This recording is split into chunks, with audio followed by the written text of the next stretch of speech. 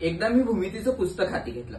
त्यामध्ये मला चौकोन मिळाला, त्रिकोण मिळाला, षटकोन मिळाला, काटकोन मिळाला, परंतु दृष्टिकोन कुठे सापडलाच नाही.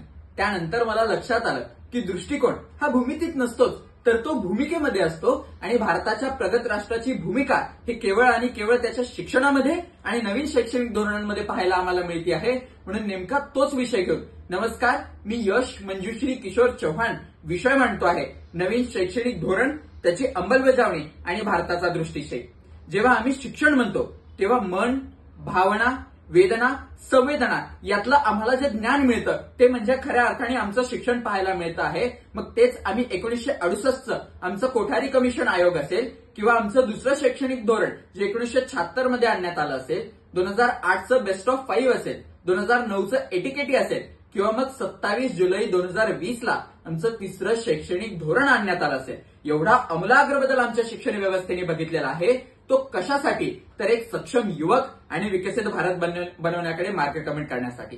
मग तेच कोठारी कमिशन आयोगचे सदस्य JP नायक आपले पुस्तक म्हणजे एज्युकेशन कमिशन अँड आफ्टर मध्ये लिहितात की भारतीय शिक्षण व्यवस्थेमध्ये दशकांपर्यंत राहणाऱ्या समस्या आहे आणि मग जर शिक्षण मिळालेला व्यक्ती हा पुढे जाऊन जर त्याचं शिक्षण निरर्थक बनणार असेल तर तिथेच नवीन शैक्षणिक धोरणाची अंमलबजावणी त्या युवकाला साक्षर बनवण्याकडे पुढे मार्गक्रमण करणार आहे. यामध्ये माझं दुसरं कुठलंच दुमत नाही आहे. कारण जेव्हा आम्ही शिक्षणाकडे बघतो आहे तेव्हा आमच्यामध्ये बेस्ट ऑफ 5 मध्ये असेल, विद्यापीठांना केलेलं मेंटॉर मेंटी सिस्टीम असेल, NBA ऍक्रिडेशन असेल, या महत्वाचे बदल आमच्या नवीन शैक्षणिक धोरणाने केलेले आहे. 1ली ते 5वीच्या विद्यार्थ्यांना प्रादेशिक भाषेतलं दिलेलं महत्व असेल, 9वी ते 12वीच्या विद्यार्थ्यांना केलेलं सेमिस्टर पॅटर्न असेल किंवा मग पदवीधर झालेल्या व्यक्तीला जेव्हा बदल करण्यात आलेले आहे, हे कशासाठी? तर तो पुढे जाऊन कुठे ना कुठे साक्षर बनावा आणि भारताच्या प्रगतीसाठी मार्गक्रमण करणारा असावा. कारण जेव्हा आम्ही विषय निवड प्रक्रिया म्हणतो आहे तेव्हा याच विषय निवड प्रक्रियेमध्ये विद्यार्थी सायन्सचा आर्ट्समध्ये जाऊ शकतो आणि आर्ट्सचा विद्यार्थी कुठे ना कुठे सायन्सचं शिक्षण घेऊ शकतो आणि त्यासाठी अकॅडमिक बँक ऑफ क्रेडिट्सला केलेलं बंधनकारक असेल, हे आमच्या भारतासाठी प्रगतीकडे जाणार आहे. यामधलं माझं दुसरं कुठलंच दुमत नाही आहे. आजच्या युगामध्ये आम्ही सोफिया, मॅन्टन सारखे यंत्रमानव बघतो आहे. अमेरिका AI रेसमध्ये पुढे जाण्यासाठी वॉर करतो आहे आणि त्याच्या पुढे चायना त्याचे पाय ओढण्यासाठी लक्ष करतो आहे. तिथे भारत कुठे ना कुठे मागे असताना आम्हाला दिसतो आहे आणि हीच कमतरता पूर्ण करण्यासाठी नवीन शैक्षणिक धोरणांमध्ये विद्यार्थ्यांना लहानपणापासून आर्टिफिशियल इंटेलिजन्स, हॉलोग्रामिक, मशीन लर्निंग आणि कोडिंगचे विषय देण्यात आले आहे, ज्याद्वारे तो भारताला पुढे नेण्यासाठी सक्षम युवक तयार करण्यासाठी मार्गक्रमण करताना आम्ही ठामपणे म्हणतो आहे. आणि नेमका हीच शैक्षणिक धोरणांचा पुढे आम्ही मार्गक्रमण पाहतो आहे. पण दुर्भाग्य काय आहे?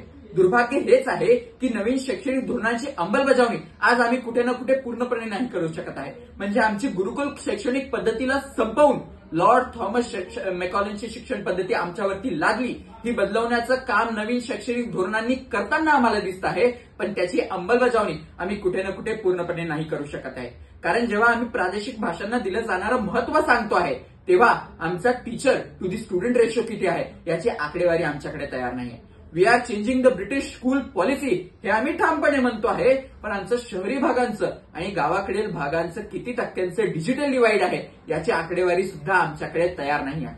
आणि आमच्या भारतीय अर्थव्यवस्थेमध्ये $110 बिलियन रेमिटन्सेस आणण्याचं काम खऱ्या अर्थाने स्टेम सब्जेक्टचं काम करत आहे. आणि जेव्हा आम्ही विषय निवड प्रक्रियांद्वारे स्टेम सब्जेक्टला नाकारण्याचं कुठे ना कुठे पाऊल उचलण्याचं मार्गक्रमण करतो तेव्हा आम्हाला ब्रिटिश इंग्लंडचं मार्गक्रमण किंवा एक्झाम्पल घेण्याची गरज आहे. कारण जेव्हा त्यांनी subject to the selection policy आणली तेव्हा त्यांच्या विद्यार्थ्यांनी स्टेम सब्जेक्टला अख्खाच्या अख्खं नाकारलं आणि आम्ही काय पाहतो तर इंग्लंडची अर्थव्यवस्था ही कुठे ना कुठे रिसेशनमध्ये जाण्याकडे मार्गक्रमण करताना आम्हाला दिसून पडते आहे. तेच आमच्या भारतीय अर्थव्यवस्थेसोबत तरी होणार नाही का? हा प्रश्न माझ्या पुढे, तुमच्या पुढे आणि आमच्या सर्वांपुढेच निर्माण व्हायला पाहिजे. कारण आम्ही जेव्हा दुसऱ्यांच्या चुकांमधनं शिकतो आहे हे ठामपणे जेव्हा म्हणतो आहे तेव्हा अशा विषयांकडे अंमलबजावणीकडे लक्ष केंद्रित करणं ही आमची गरज असताना आम्हाला दिसून पडत आहे. पण एवढ्या समस्या असताना जेव्हा आम्ही वायू शब्दाला पलटतो ना तेव्हा युवा असं म्हणून घेत जातो. आणि या जगाची सगळ्यात मोठी युवा शक्ती जेव्हा वायू शब्दाला पलटवून या जगाची सगळ्यात मोठी लोकतंत्राला घडवून आपल्या विचारांना पुढे नेईल तेव्हाच खऱ्या अर्थाने आम्ही भारतामधून गरिबी, भूकमरी सारख्या विषयांना उखाडून फेकणार आहे. आम्ही इंडस्ट्री 1.0, 2.0, 3.0 बघितलेले आहे जे शेतकरी मजुरांवरती आधारित आहे. परंतु इंडस्ट्री 4.0 ही आर्टिफिशियल इंटेलिजन्स, हॉलोग्रामिक आणि एआय मशीन लर्निंग सारख्याकडे मार्गक्रमण करताना दिसते आहे. याचा अर्थ काय आहे? जी आजची पिढी आहे, जी माझी पिढी आहे, ती अनुसंधानाला आपलं समाधान समजत आहे.